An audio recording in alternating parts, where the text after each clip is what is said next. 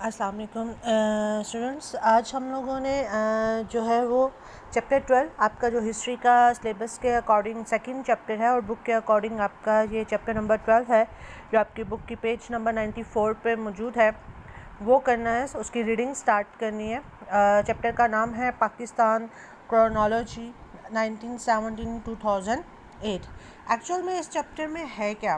اس chapter میں پاکستان کی جو سیاست ہے، جو پاکستان کی حکمران جماعتیں ہیں جو 1970 سے 2008 تک جو ہے وہ آئی، وجود میں آئی، کس طرح کون سی جماعت کس وقت کس طرح کام کیا، اس کے بڑے بڑے ایکشنز کیا تھے، اور کس طرح دوسری جماعتیں جو تھی پولیٹیکل پارٹیز جو تھی یا انہوں نے اس پر جو ہے وہ ریئیکٹ کیا. یعنی کہ یہ سارا کے سارا جو ہے وہ پاکستان پولیٹیکل ٹائم لائن جو ہے 1970-2008 تک جو ٹائم لائن تھے، کون کون سی پارٹیز کب کب الیکشن ہوئے، کون کون سی پارٹیز اس الیکشنز میں جیتی، کون کون ہمارے پریزیڈنٹ رہے، کون کون ہمارے پرائم منسٹر رہے، یہ ساری کی ساری تفصیل ہمیں اس چیپٹر میں پتہ چلیں گی. آپ لوگوں کو بہت اچھے طریقے سے پتہ ہے، جب آپ 7 کلاس میں بھی تھے، جب 1947 میں پاکستان جب آزاد ہوا تو پاکستان کے 2 حصے تھے، ایسٹ پاکستان اور ویسٹ پاکستان. تو یہ جو کہ اب ہمارا جو ایسٹ پاکستان ہے وہ بنگلہ دیش بن چکا ہے.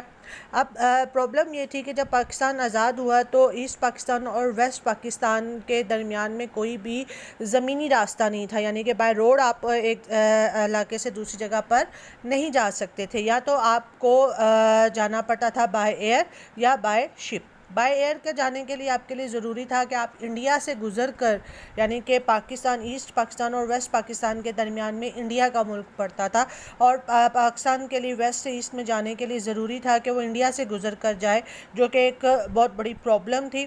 اور بائی شپ جانے میں یہ تھا کہ بہت زیادہ ٹائم لگتا تھا. اس وجہ سے ایسٹ اور ویسٹ پاکستان میں ہمیشہ سے جو ہے وہ کانفلکٹس رہے تھے، اور جو کہ 1970 تک کنٹینیو رہے، اور ایٹ دا اینڈ 1971 میں جو ہے وہ بنگلہ دیش یعنی کہ ایسٹ پاکستان جو تھا اس نے اپنی انڈیپینڈنس کا اظہار کر دیا. تو ان چیپٹرز میں ہم اس واقعے کو بھی تفصیل سے پڑھیں گے. ہم اپنی ریڈنگ سٹارٹ کرتے ہیں.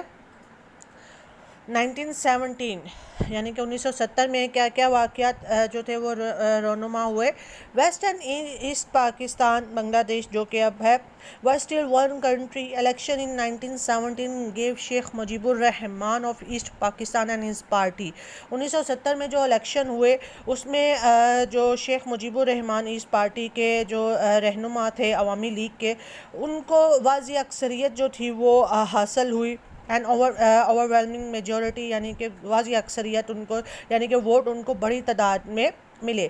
لیگلی قانونی طور پر ہونا یہ چاہیے تھا he should have been president اور پرائم منسٹر، کہ ان کو جو ہے وہ ملک کا پریزیڈنٹ یا پرائم منسٹر بنا دیا جائے. ظاہر ہے اگر ان کو ووٹ زیادہ ملے تھے تو ان کو ہی ملک کا پریزیڈنٹ یا پرائم منسٹر ہونا چاہیے. But Yahya Khan then president, لیکن اس وقت کے جو ہمارے پریزیڈنٹ تھے Yahya Khan, refuses to call the assembly. Sheikh Mujib ur Rahman was arrested for treason but release riots and disturbance rocked east Pakistan.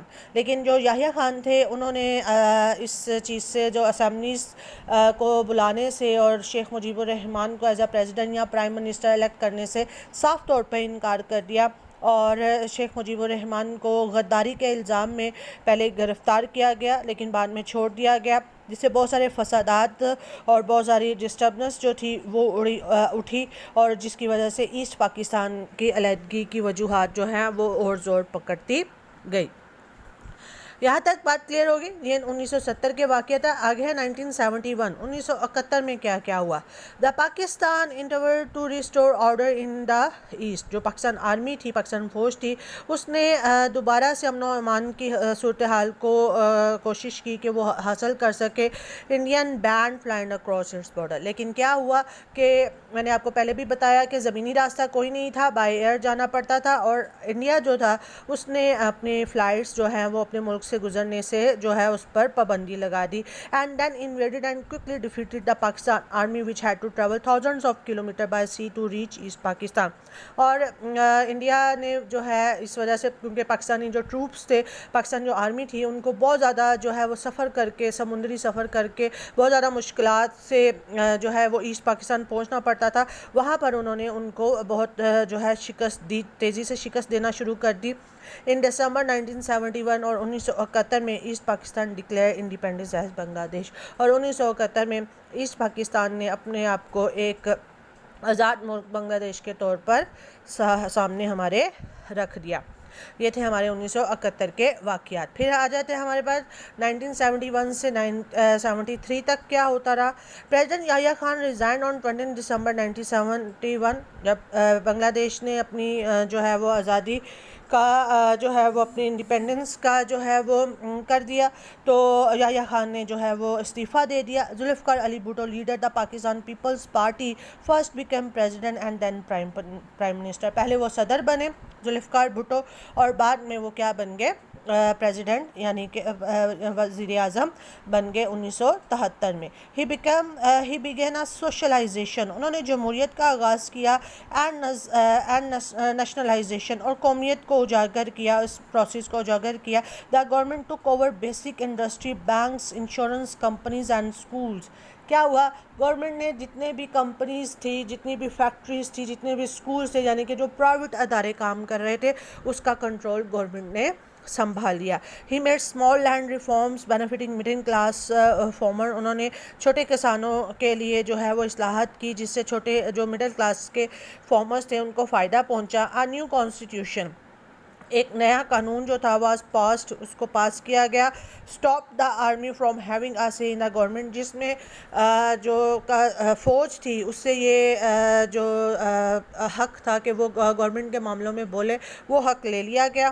The new president Fazal Elahi Chaudhry was little more than a ceremonial figure. اور ساری وزارتی حکومت ہو گئی، یعنی کہ وزیر اعظم کا مین رول ہو گیا، اور صدر جو تھا وہ صرف ایک جو کہہ سکتے ہیں کہ ایک فگر تھا، صرف دکھانے کے لیے، ورنہ اس کی کوئی اہمیت نہیں رہی تھی.